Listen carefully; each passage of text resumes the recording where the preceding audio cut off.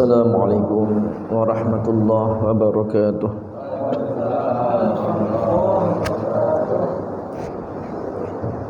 Bismillah, alhamdulillah, assalatu wassalamu ala rasulillah Sayyidina wa habibina wa maulana Muhammad ibn Abdullah wa ala alihi wa sahbihi wa mawalah wa la hawla wa la quwwata illa billah, amma ba'd. Alhamdulillah, segala puji bagi Allah. Mari kita selalu memperbanyak syukur kepada Allah di dalam setiap saat dan keadaan, di dalam semua kondisi. Tetap kita harus selalu banyak bersyukur kepada Allah. Nikmat yang Allah berikan kepada kita jauh lebih besar, jauh lebih banyak dari perkara-perkara yang kita keluh kesahkan. Dan di dalam perkara-perkara yang kita keluh kesahkan, berupa ujian maupun musibah, ada banyak sekali nikmat-nikmat Allah. Sejatinya ujian adalah hadiah dari Allah Subhanahu wa ta'ala, sehingga tidak ada alasan bagi kita untuk tidak bersyukur kepada Allah. Tidak bersyukur kepada Allah adalah satu kesalahan yang besar. Maka kita sudah seharusnya memperbanyak membicarakan, merenungkan nikmat-nikmat Allah. Kurangi membicarakan dan merenungkan problem-problem masalah, kecuali seperlunya saja dalam rangka mencari solusi yang terbaik yang diridhai oleh Allah Subhanahu wa ta'ala. Tidak lebih dari itu. Karena banyak membicarakan problem, banyak memikirkan ujian dan masalah, itu membuat diri kita semakin berkeluh kesah, semakin sempit, semakin sesak, dan tidak merubah keadaan. Namun kalau kita memperbanyak membicarakan tentang nikmat-nikmat Allah, memperbanyak memikirkan, merenungkan, mengingat-ingat nikmat-nikmat Allah yang Allah berikan kepada kita, maka akan membuat kita mudah untuk bersyukur kepada Allah, sehingga ujian yang tadinya berat akan terasa ringan, yang tadinya beban akan berubah menjadi hadiah yang istimewa dari Allah Subhanahu wa ta'ala. Salawat dan salam semoga tetap terlimpah curahkan kepada sebaik-baik makhluk Allah, penghulu para nabi dan rasul, Nabi Muhammad sallallahu alaihi wasallam, dan kepada para sahabatnya, kepada para tabi'in, tabi'ut tabi'in, serta kita semua. Semoga istiqamah di atas ajaran-ajarannya. Amin ya rabbal alamin. Para hadirin hadirat jemaah sekalian, para orang tua kami rahimakumullah, alhamdulillah Allah Ta'ala berikan kita taufik untuk hadir di dalam majelis ilmu, majelis ta'lim, majelis yang mulia, majelis pengampunan dosa, pengangkatan derajat, dan sumber-sumber pahala dari Allah.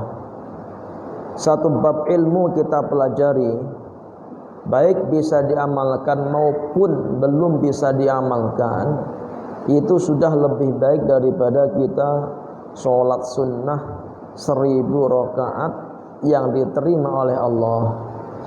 Itu diantara barokah hadir di dalam majelis ta'lim. Waktunya singkat, tapi keutamaannya, keuntungannya, pahalanya betapa luar biasa. Di dalam kajian fikih kita malam hari ini mengkaji kitab Safinatun Najah, masih membahas tentang sholat Jumat. Dan di dalam pertemuan sebelumnya sudah kita bahas tentang rukun-rukun dua khutbah. Sekarang kita akan membahas tentang syarat-syarat dua khutbah. Kita buka halaman 22. Halaman 22 baris keempat. Baris keempat dari bawah, dari atas. Baris keempat dari atas ujung kiri. Faslun syurutul khutbatain.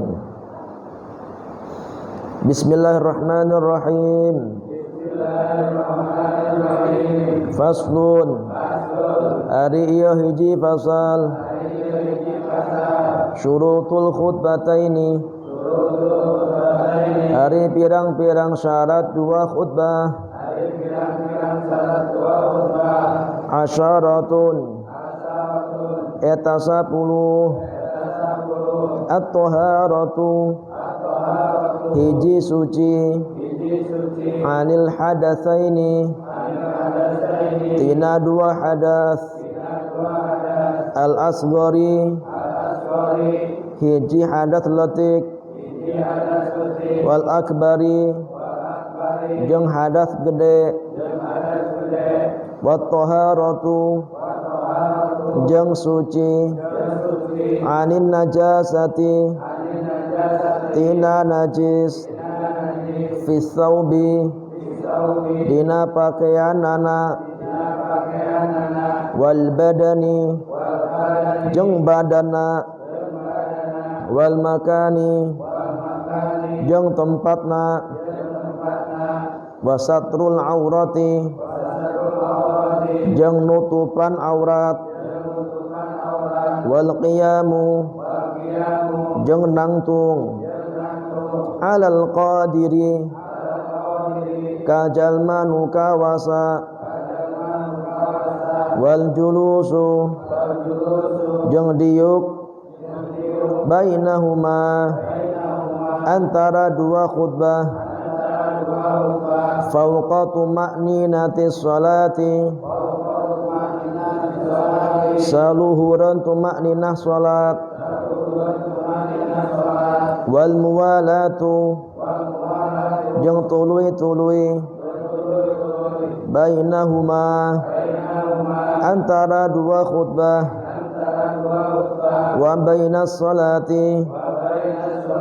Jeung antara salat. Wa antakuna. Jeung kudu aya eta khutbah. Bil arabiyyati. Ku basa Arab. Wa yusmi'ahuma. Jeung kudu kadenge kana dua khutbah. Arba'ina. Ku 40 jalma. Wa antakuna. Jeung kudu aya jalma. Kulluha. Sakabeh Jumat. Fi waqti duhri. Dina waktu duhur.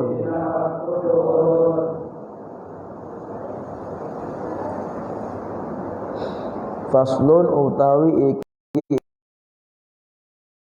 10. At-taharatu ya tahara suci andil hadatsaini saking hadas loro. Al-asghari ya kang cilik. Wal akbari lan sing gedhe. Lan kang gedhe. Wa taharatu lan suci anin najasati saking najis fi thawbi ing dalem pakaian. Wal badani lan badan. Awak lan awak. Wal makani lan panggonan.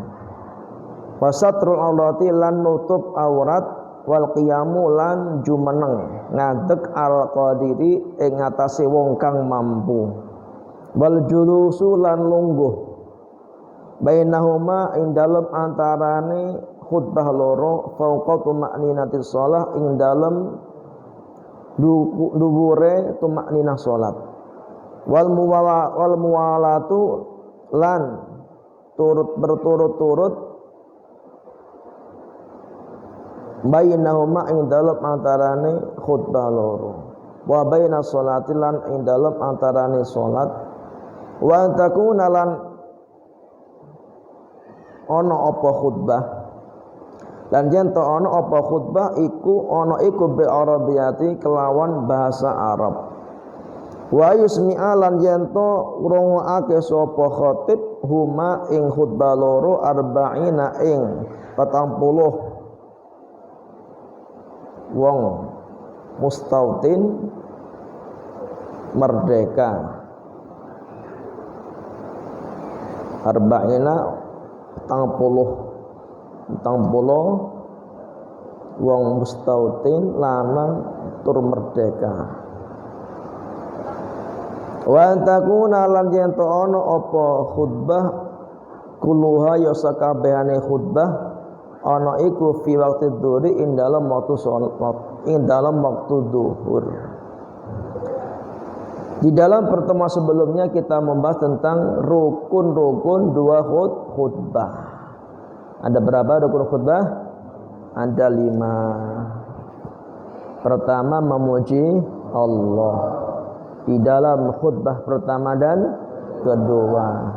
Yang kedua, membaca sholawat di dalam khutbah pertama dan kedua. Ketiga, wasiat taqwa di dalam khutbah pertama dan kedua. Nah, ini tiga ini harus ada di dalam kedua khutbah pertama dan kedua. Yang keempat, membaca ayat Al-Quran di dalam salah satu dari dua khutbah. Boleh pertama, boleh kedua, yang penting ada. Yang kelima, doa untuk mukminin dan mukminat di dalam khutbah kedua.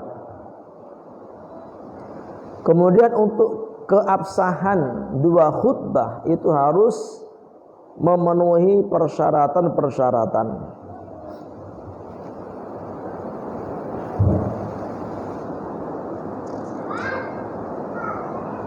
Persyaratan-persyaratan dua khutbah itu ada berapa tadi? Ada 10 ya. Ada 10.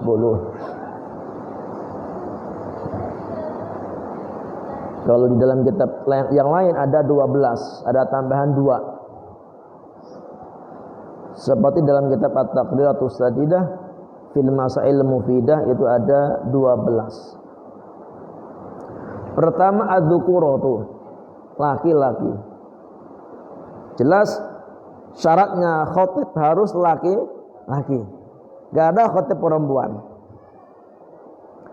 Dan ini bukan cuma di dalam khutbah Jumat. Khutbah Id pun sama. Dulu sempat di satu daerah ada khutbah wanita untuk khutbah Id.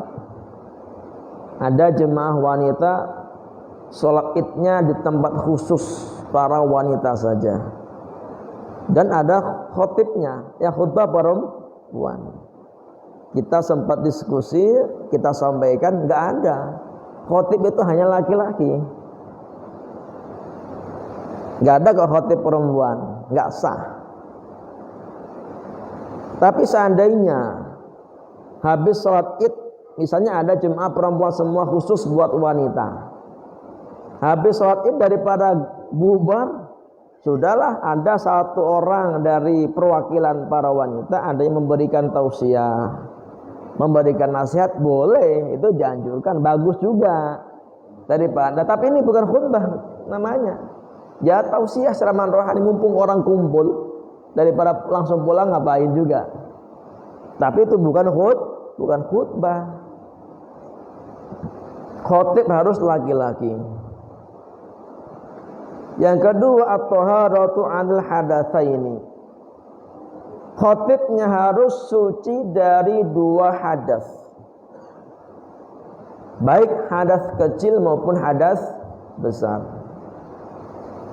Maka jika di tengah-tengah khutbah kok khatibnya batal misalnya, maka harus berwudu kembali dan mengulanginya dari awal, dari baru lagi.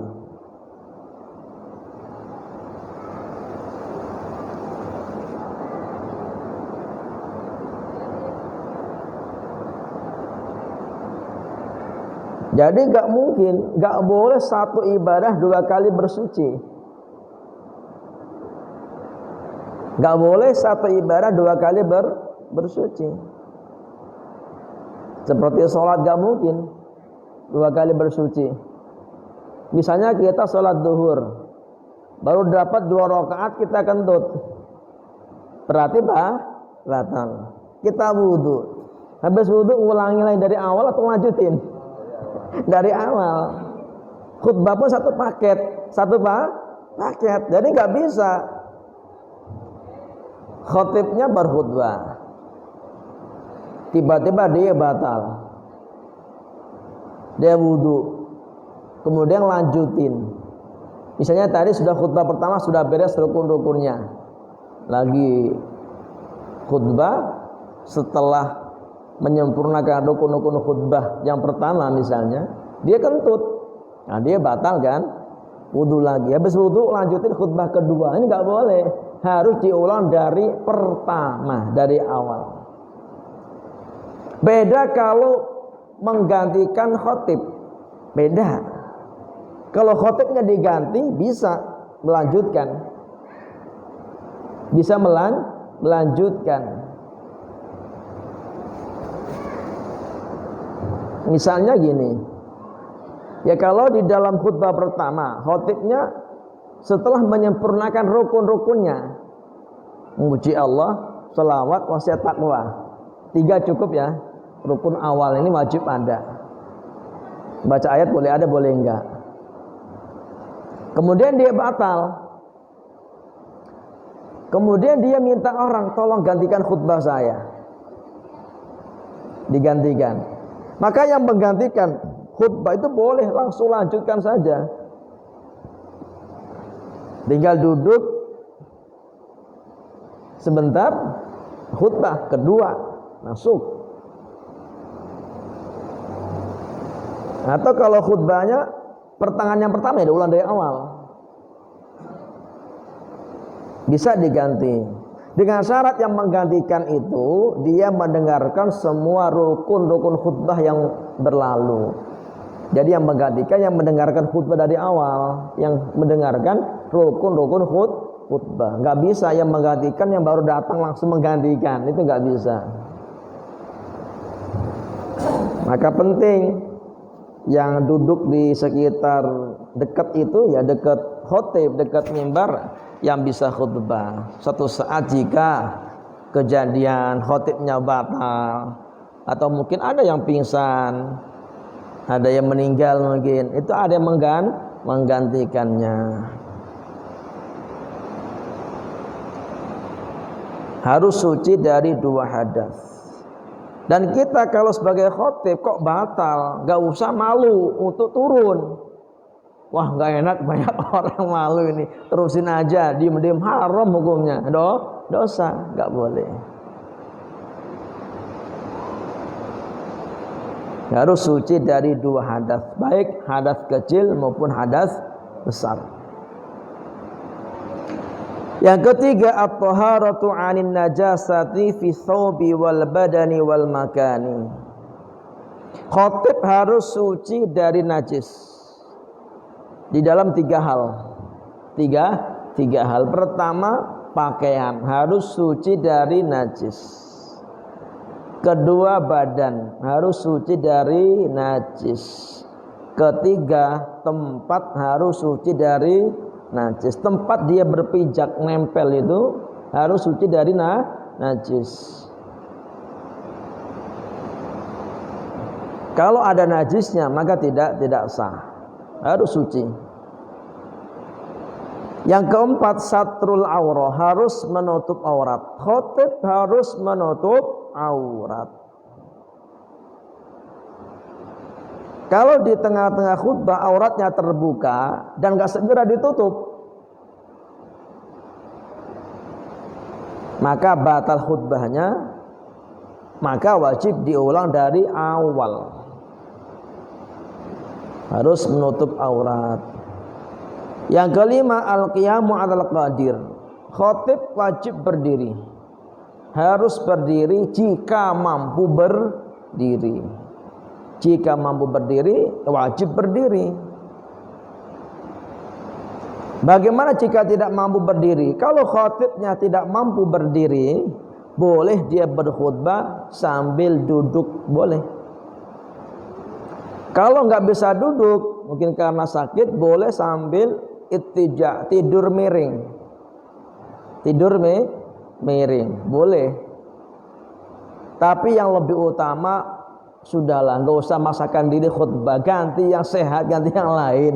Emang nggak ada yang lain? Maksudnya kalau suatu saat kok nggak ada yang lain, kita sakit nggak bisa berdiri, nggak ada yang bisa khutbah, nggak apa-apa, kita naik aja sambil duduk. Tapi selagi masih ada yang lain, sebaiknya yang lain. Sama kayak imam, boleh imam sambil duduk, sakit, makmumnya berdiri, tetap berdiri makmumnya. Imam duduk karena sakit, makmum berdiri, tetap sempurna makmumnya. Tapi kalau ada yang lain yang bisa sempurna, kenapa tidak?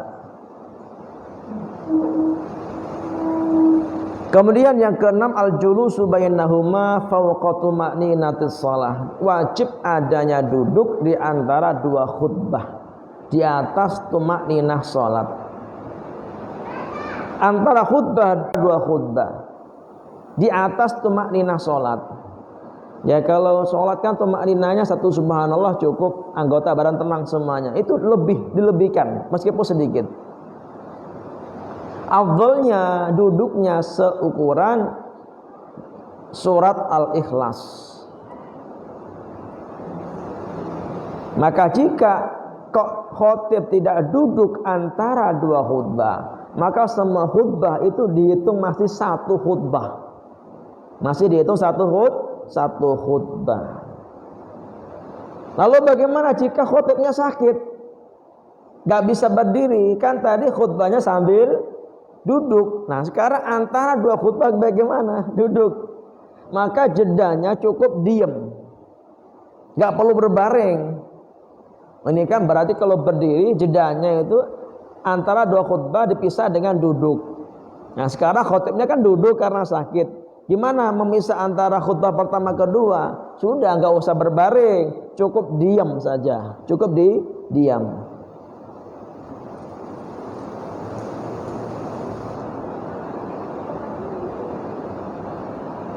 Kemudian yang ketujuh, al-muwalatu bainal khutbataini urfan. Harus berturut-turut antara kedua khutbah. Antara dua khutbah nggak boleh jeda panjang, nggak boleh. Secara umum, ini kok khotibnya antara dua khutbah kok diem lama, duduknya lama banget. Secara umum dianggap lama, ini bisa batal, wajib diulang dari awal. Sebagian ulama mengkira-kirakan seukuran 2 rakaat yang ringan. Maka kalau lebih dari itu wajib diulang dari awal khutbahnya. Maka jangan kelamaan. Ya maka kalau seandainya kok antara dua khutbah, khotibnya kok lama, dilihat ternyata pingsan misalnya, lama, ya sudah, ganti khotib yang baru, diulang dari pertama. Yang kedelapan, al-muwalatu bainal khutbataini wa bainas sholati urfan kama sabaqa. Antara dua khutbah dan sholat Jumat harus berturut-turut, nggak boleh jeda lama, nggak boleh jeda lama, nggak boleh jeda lama. Habis khutbah kedua kok malah selesai khutbah nggak langsung sholat, lama jedanya itu nggak boleh, dan nggak boleh dipisah. Ini pernah kejadian di satu desa, pernah kejadian. Pas saya mengalami di tempat itu. Ini habis khutbah, khatib turun dari khutbah sebelum sholat Jumat, sholat gaib. Sholat gaib. Mungkin alasan mumpung orang kumpul. Kalau habis khutbah, habis Jumatan nanti pada bubar. Ini sudah khutbah, gak langsung sholat Jumat, tapi sholat gaib dulu. Sholat gaib baru Jumatan. Ini gak sah, gak mualah. Ya mungkin kiainya lupa sama kitab Safinah mungkin ya. Lupa atau bagaimana. Ya gimana, wajib diulang. Masyarakat nggak tahu gimana ya, kita ngulang sholat duhur kita. Nggak boleh kalau sholat gaib. Nanti aja sholat gaib itu habis sholat Jumat. Kemudian yang ke-9 al-isma'u minal khatib. Ai isma'ul khatib bi arba'ina rajulan tan'aqidu bihimul jum'ah arkanal khutbataini. Khatib harus memperdengarkan rukun-rukun dua khutbah kepada 40 orang. 40 orang pemain inti. Siapa? Laki-laki baligh mustautin. 40 orang. Berarti khatib harus mengangkat suaranya. Isma memperdengarkan kepada 40 orang. Khatib kok suaranya pelan, gak kedenger sama 40 orang, ini gak sah. Harus mengangkat suara sampai bisa didengar oleh 40 orang pemain inti, laki-laki baligh mustautin. Yang ke-10 ayyasma'ahuma arba'una. Ay sama'ul hadirin li arkanil khutbati bil fi'li ay haqiqatan inda Nawawi wa Rafi' wa Ibnu Hajar. Wa yafi 'inda Ramli sama'uhum bil quwwah ay taqdiran ma'a sukunir rihi was sauti. Fa law kana hunaka iz'ajun yamna'u sama'al hadirin fa yadur 'inda Ibnu Hajar wal Ramli. Wa la yadurru sumamul imam li'annahu ya'lamu ma yaqul wa amma sumamul ma'mumin aw ba'dihim fa yadurru. Wala yadurru an-naumu ala qawli man qala innal ibrata fis sima'i bil quwwah.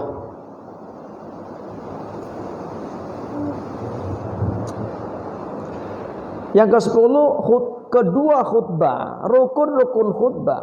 Rukun-rukun dua khutbah harus didengar oleh 40 orang pemain inti. Harus didengar. Harus didengar. Cuma nanti ada perbedaan pendapat di antara ulama. Kalau pendapat Imam Nawawi, Imam Ar-Rafi', Imam Ibnu Hajar, pokoknya 40 orang harus benar-benar mendengar. Harus benar-benar mendengar. 40 orang wajib mendengar. Seandainya kok ada suara berisik, suara mesin, suara hujan gede misalnya, sampai nggak terdengar oleh 40 orang. Meskipun teriak ini ya khatibnya, ini enggak sah. Pendapat yang mengatakan wajib harus benar-benar mendengar. Seandainya 40 orang semuanya tidur, seandainya nih, semua yang hadir tidur semuanya, enggak ada yang melek satupun. Misalnya, bagaimana? Ya tadi ikut pendapat yang mengatakan wajib 40 orang harus benar-benar mendengar, berarti enggak sah. Bil fi'li. Tapi ada pendapat Imam Romli yang mengatakan cukup bil quwwah. Meskipun dia tidur gak masalah. Yang penting sekiranya dia melek, sekiranya gak ada suara berisik, kedengaran. Nah sekarang lagi berisik, suara mesin, suara apa misalnya, atau tidur. Tapi kalau seandainya gak ada berisik, kemudian gak tidur, kedengaran, sudah itu sah. Jadi agak ringan lah kalau masalah ini, agak ringan. Masih ada pendapat yang mengatakan gak masalah meskipun yang hadir tidur, tapi rugi, nggak dapat apa? Nggak dapat ya tadi pahala mendengarkan khutbah. Gimana kalau dalam majelis taklim ya dibangunin yang tidur-tidur.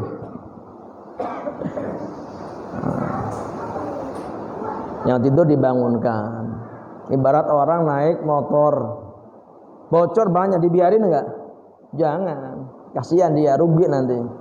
Atau bawa beras dalam karung, berasnya bocor, kan jatuh semua. Nah itu dibangunkan. Kemudian yang ke-11, antakuna bil arabiyah. Khutbah Jumat wajib berbahasa Arab. Wajib berbahasa Arab. Ai al-arkan. Yang wajib berbahasa Arab hanya rukun-rukun khutbah saja. Rukun-rukunnya wajib berbahasa Arab. Wajib berbahasa Arab rukun-rukunnya. Gak boleh kok dari awal sampai akhir bahasa Indonesia, bahasa daerah, gak boleh. Adapun selain rukun gak apa-apa bahasa daerah. Setelah rukun-rukun khutbah sempurna berbahasa Arab, ditambah bahasa daerah yang bisa dipahami oleh masyarakat setempat. Itu boleh, ya bahkan bagus. Karena mumpung orang kumpul, ada nasihat-nasihat rohani. Itu kalau memang di dalam masyarakat tersebut ada yang bisa berbahasa Arab. Ya kalau nggak ada yang bisa gimana? Ya sudah bahasa apa saja. Di pedalaman satu pun nggak ada yang bisa bahasa Arab. Dikasih buku khutbah pun nggak bisa baca Arab. Ya wajib belajar. Cuma sekarang ini buru-buru, kalau belajar dulu nggak keburu. Sudah khutbah sebisanya bahasa yang bisa dipahami oleh yang hadir. Semuanya dosa gara-gara nggak belajar. Yang ke-12 dan terakhir, khutbah harus semuanya di waktu duhur. Harus di waktu duhur. Ini khutbah mulainya belum zawal, belum masuk waktu duhur sudah mulai khutbah. Ini belum dihitung. Belum dihitung. Harus dari awal sampai akhir berada di dalam waktu duhur. Maka jangan buru-buru, kalau belum masuk waktu jangan buru-buru. Ya sah khutbahnya. Wallahu a'lam bissawab. Ada pertanyaan silakan. Ya, mangga. Waalaikumsalam warahmatullahi wabarakatuh. Allahumma shalli wa sallim barik alaihi.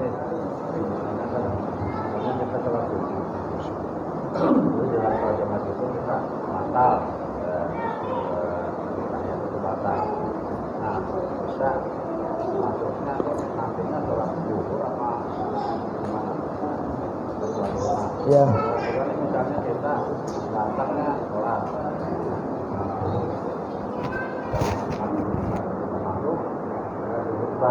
kita nggak sholat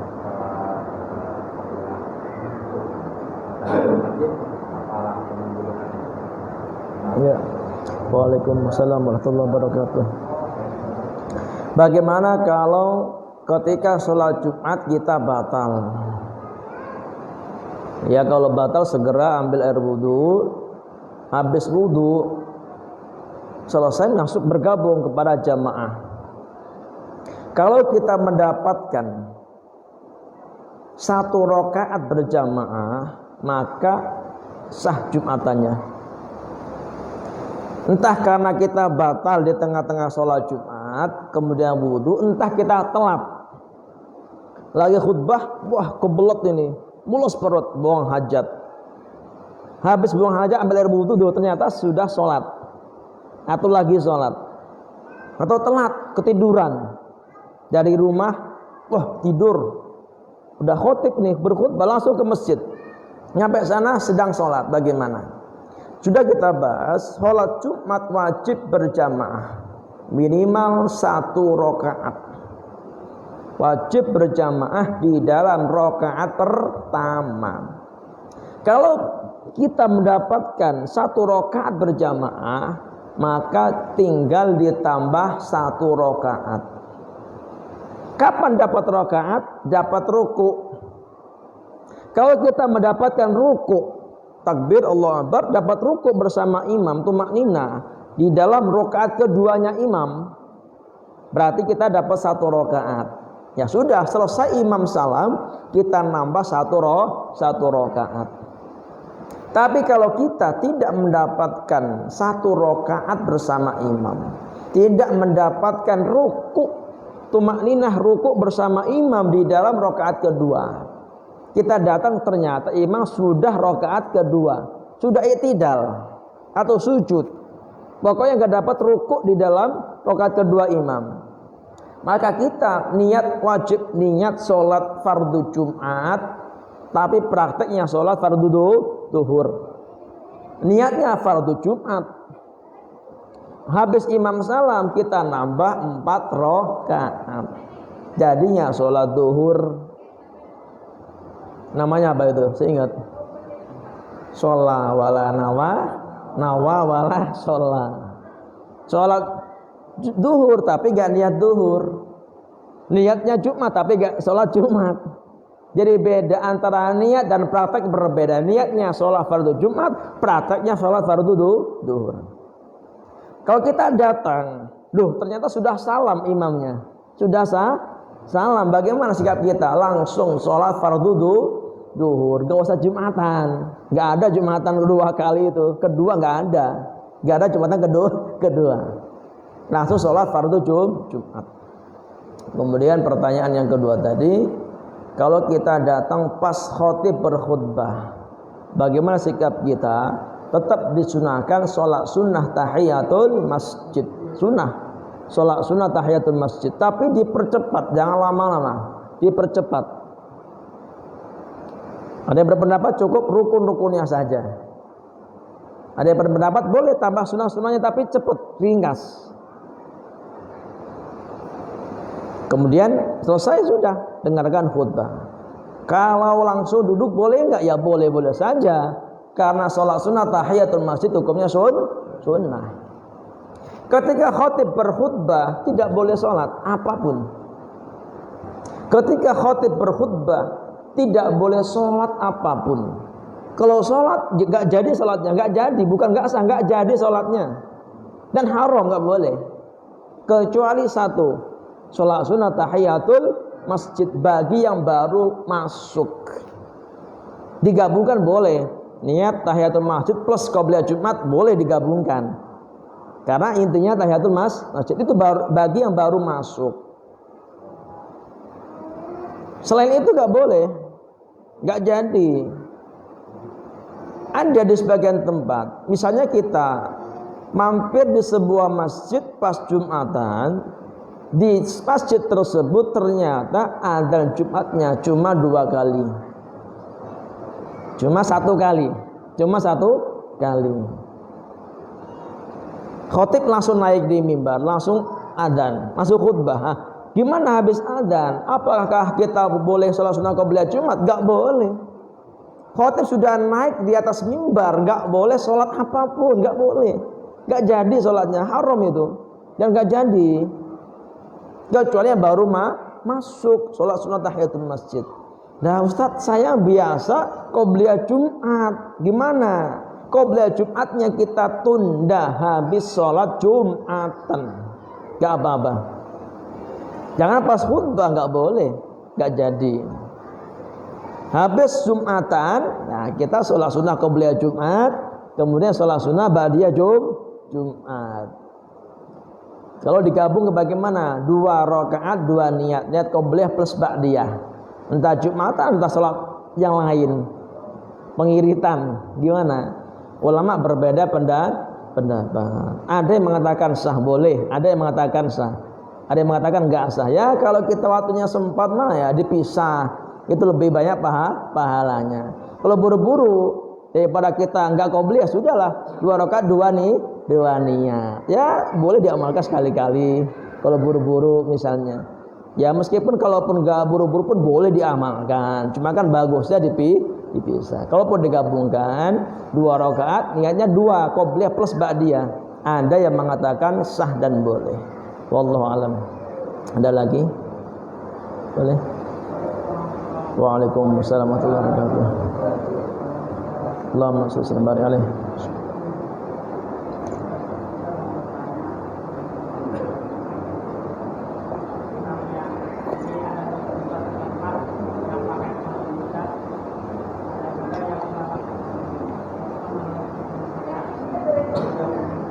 Ya. Bagaimana khutbah Jumat di atas mimbar atau podium. Jadi nggak wajib ya. Khutbah Jumat nggak wajib di atas mimbar, nggak wajib di atas podium, nggak wajib. Tanpa mimbar pun boleh. Misalnya mimbar nggak ada, ya nggak apa-apa, berdiri aja sudah. Biasa. Tapi sunnah di atas mimbar, sunnah di atas mimbar. Apa itu mimbar? Mimbar itu bertangga, ada tangganya. 1, 2, 3. Adapun yang pakai penutup itu namanya podium.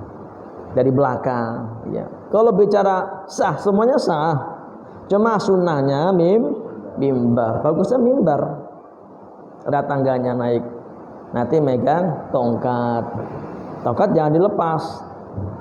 Yang kiri megang tongkat, yang kanan, tangan kanan megang pinggir mimbar. Sehingga khotibnya itu ya tangannya diem. Makruh tangan bergerak-gerak. Bedakan antara khutbah dan ceramah, bedakan. Ada orang ceramah lagi khutbah semangat, tangannya wah makruh itu. Itu gak berilmu. Tadi makanya pegang tongkat, pegang mimbar. Kalau orang sudah biasa tangan gerak-gerak itu direm itu, pegang itu. Yang gerak-gerak. Wallahu alam. Gimana di tempat kita? Di kita apa? Mimbar atau apa nih? Podium ya. Boleh. Afdalnya mimbar, bikin mimbar. Kalau ada dana. Tapi podium pun boleh, nggak apa-apa, nggak masalah. Jangan dibilang nggak boleh, nanti salah paham. Ini ajaran baru lagi ini, nggak boleh. Bukan nggak boleh. Tanpa mimbar pun boleh, tanpa podium pun boleh. Wallahu alam. Boleh ada lagi? Silakan. Waalaikumsalam warahmatullahi wabarakatuh. Allahumma sholli sallim barik alaihi. Ada teman yang ada di luar negeri kan, tempatnya di Korea Selatan. Iya. Karena menggunakan Islam. Jadi di sana kerja dalam satu kota itu paling ada 10 orang yang ada Islam. Muslim. Nah, itu tempatnya itu mereka ada satu tempat. Itu tempatnya khusus untuk kesana semua dari setiap sana semua. Cuma ketika foto pun hanya 10 gitu. Nah, itu kan tadi bahwa besar-besar harus ada 40 orang dan sholat ini. Iya. Itu bagaimana Ustaz? Kita baiknya sholat Jumat. Kalau katanya mau ada yang mazhab lain yang mengatakan boleh. Iya. Maksudnya harus sholat Jumat atau sholat zuhur aja. Ya. Waalaikumsalam warahmatullahi wabarakatuh. Bagaimana jika kita berada di satu tempat, ternyata jumlahnya kurang dari 40 orang laki-laki baligh mustautin. Sikap kita bagaimana? Sikap kita yang pertama berpijak kepada pendapat yang kuat di dalam mazhab Syafi'i, langsung sholat duhur. Langsung sholat fardu duhur. Jumatan nggak boleh, bahkan nggak sah, dosa. Ikut pendapat yang mengatakan harus minimal 40 orang mustautin laki-laki baligh. Nah kalau gitu masa iya Ustaz, bertahun-tahun kami nggak pernah Jumatan kalau gini. Ya sudah. Yang kedua, silakan ikut pendapat ulama yang mengatakan boleh kurang dari 40. Ini ada banyak pendapat ulama ya. Ada yang boleh 10, bahkan 3 pun ada yang membolehkan. Kita nggak usah beda madzhab. Madzhab Hanafi boleh 3, madzhab Hanafi. Kita nggak usah beda madzhab, karena di dalam madzhab kita masih ada ulama madzhab Syafi'i yang mengatakan boleh kurang dari 40. Sudah. Kita ikut pendapat yang mengatakan boleh Jumatan kurang dari 40 orang. Nah, ikut pendapat ini boleh dan sah Jumatannya. Namun sunnah, dianjurkan habis itu diulang sholat fardu duhur lagi. Sifatnya anjuran, ihtiyatan. Pokoknya rumusnya setiap ibadah yang kita lakukan ini masih kontroversi di antara ulama keabsahannya. Ada yang mengatakan tidak sah, ada yang mengatakan sah. Kemudian kita ikut yang mengatakan sah, maka sunnah diulang kembali. Kalau nggak ngulang bagaimana? Ya nggak apa-apa, karena kita ikut pendapat yang mengatakan boleh, sudah selesai. Maka terkadang di satu tempat seperti itu, satu kampung, kurang 40 orang, maka setiap habis Jumatan salat duhur lagi. Terus bertahun-tahun seperti itu, ya lama-lama kan beranak pinak itu masyarakat, berkembang biak manusianya. Banyak. Kalau sudah sempurna persyaratannya sudah nggak usah lagi sholat duhur. Cuma ada di sebagian tempat udah kebiasaan dari dulunya kami duhur lagi ulang terus. Kenapa diulang? Apa alasannya harus jelas. Kalau nggak jelas ya nggak boleh diulang. Sempurna nggak persyaratannya? Sempurna sudah nggak usah diulang. Kalau nggak sempurna baru nanti ada pengulangan. Dianjurkan mengulang sholat duhur. Wallahu alam. Jadi masalah ini ya khutbah berbahasa Arab ini kitab Safinah. Karena kalau kita lihat dalam kitab matan Safinahnya kan wa antakuna bil arabiyyah, khutbah wajib berbahasa Arab. Titik. Tapi buka dalam syarahnya. Ini syarah Safinah langsung kitab Kasyifatus Saja. Antakuna bil arabiyyah, qauluhu antakuna bil arabiyyah ay antakuna arkanul khutbataini bi kalamil arab. Antakuna arkanul khutbataini bil kalamil arabi. Hendaknya harusnya rukun-rukun dua khutbah dengan bahasa Arab. Jadi yang wajib adalah bahasa Arab yang mana? Rukun-rukun dua khutbah. Sehingga nggak ada kata-kata, wah di dalam Safinah itu berbahasa Arab, wajib bahasa Arab, nggak boleh ada bahasa Indonesianya. Dari mana? Ini kitabnya Anda kita pegang, jelas, tinggal dibuka. Kalau di Safinahnya nggak ada di matanya. Antakuna bil arabiyyah titik, buka syarahnya. Kasyifatus Saja, kitab kuningnya ini. Ada syarahnya, ay antakuna arkanul khutbataini bi kalamil arab. Yang wajib berbahasa Arab adalah rukun-rukun dua khutbah. Ya intinya yang khutbah hanya bahasa Arab saja boleh, enggak masalah. Boleh-boleh saja, enggak ada yang melarang, sah. Yang penting rukun-rukunnya sempurna. Yang ada pakai tambahan bahasa daerah, bahasa nasional misalnya, setelah menyempurnakan rukun-rukunnya berbahasa Arab, boleh-boleh juga, bahkan bagus karena mumpung orang kumpul sehingga ada siraman rohani dan nasihat buat jamaah yang hadir. Wallahu alam bisawab. Insyaallah cukup. Semoga Allah taala istiqomahkan kita dalam ibadah. Istiqomah salat berjamaah di lima waktu. Yang wanita istiqomah berhijab dengan sempurna. Allah taala istiqomahkan dalam iman dan Islam kita. Allah jaga iman, Allah jaga Islam kita. Istiqomah dalam majelis ta'lim. Kemudian Allah taala ampuni semua dosa-dosa kita. Allah angkat derajat kita. Allah kabul semua doa-doa kita. Dan Allah Ta'ala selesaikan semua permasalahan kita. Allah berikan jalan keluar dari setiap permasalahan. Yang sakit semoga Allah sembuhkan penyakitnya lahir maupun batin. Yang punya hutang Allah mudahkan bayar hutang. Allah mudahkan untuk dalam segala hal yang Allah ridhai. Allah berikan keberkahan di dalam pekerjaan, keberkahan di dalam penghasilan, keberkahan di dalam anak dan keluarga kita, keturunan kita. Barokah dalam rumah tangga, barokah dalam masyarakat, barokah dalam jasad dan hati kita, barokah dalam hidup dan mati kita, dan semoga husnul khatimah. Allah jadikan ahli surga tanpa hisab, dan Allah kumpulkan dengan orang-orang saleh, para ulama, para wali Allah. Allah kumpulkan dengan Nabi Muhammad sallallahu alaihi wasallam dan dapat syafaat dari beliau kelak. Amin ya rabbal alamin. Ala hadhihi niyyah wa ala kulli niyyatin salihah. Al-Fatihah.